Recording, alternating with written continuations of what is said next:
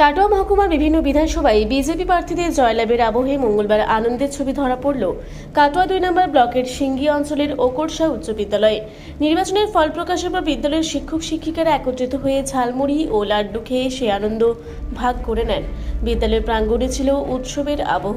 শিক্ষক শিক্ষিকাদের কথায় নতুন রাজনৈতিক পরিস্থিতি আগামী দিনে শিক্ষা ব্যবস্থার আরও উন্নতি হবে এমন প্রত্যাশায় এখন তাদের মধ্যে কাজ করছে।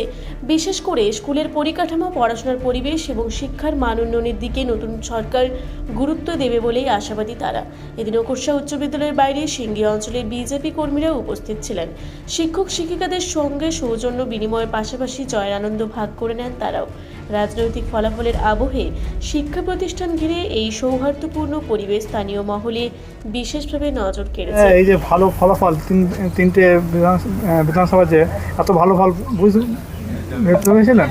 হ্যাঁ, আমরা বুঝতে পারছিলাম। এই কারণেই আমরা প্রতিটি ক্ষেত্রে মাটির কাছে মানুষের সঙ্গে যেভাবে যোগাযোগ রাখছিলাম এবং সেই যোগাযোগের সঙ্গে তাদের কাছ থেকে আমরা যে উত্তর পাচ্ছিলাম সেই উত্তরগুলো সবই ভারতীয় জনতা পার্টির পক্ষেই ছিল।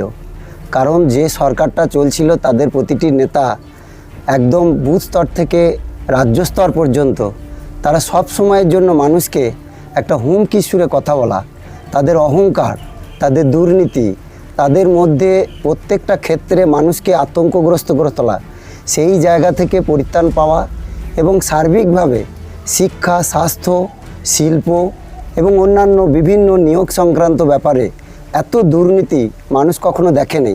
মেধার যে অবমাননা, মেধাকে যে রাস্তায় ফেলে দেওয়া, মেধার যে পুরোপুরিভাবে বিনষ্ট করার যে প্রক্রিয়া, সেই প্রক্রিয়া থেকে মানুষ বাঁচার জন্য এই জায়গায় ভারতীয় জনতা পার্টি নয়, সাধারণ মানুষের একটা বিরাট ভূমিকা ছিল।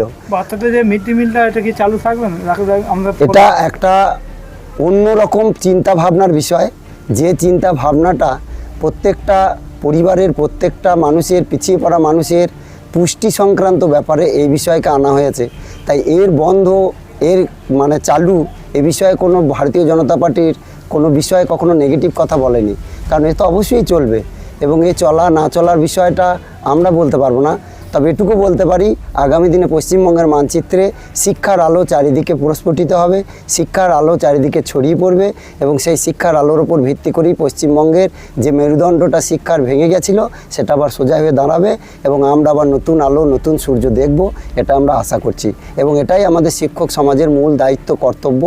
এখানে যারা উপস্থিত হয়েছে আমাদের কাজকে জানতে এসছে, আমরা সেই দায়িত্ব পালন করার জন্য একবারে সরাসরি আন্তরিকভাবে নিয়োজিত থাকবো এবং শেষ পর্যন্ত করে যাব। আপনার নাম বলুন। আমার নাম দীনেশ সাঁতরা, আমি এই বিদ্যালয়ের শিক্ষক। কাটোয়া থেকে রাহুল রায়ের রিপোর্ট, রূপসী বাংলা মিডিয়া।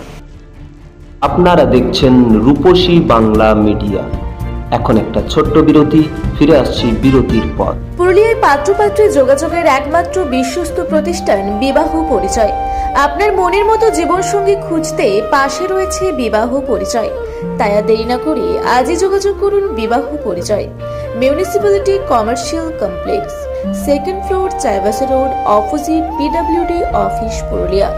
মোবাইল নম্বর 9232440272। ফিরে এলাম বিরতির পর। আপনারা দেখছেন রূপসী বাংলা মিডিয়া।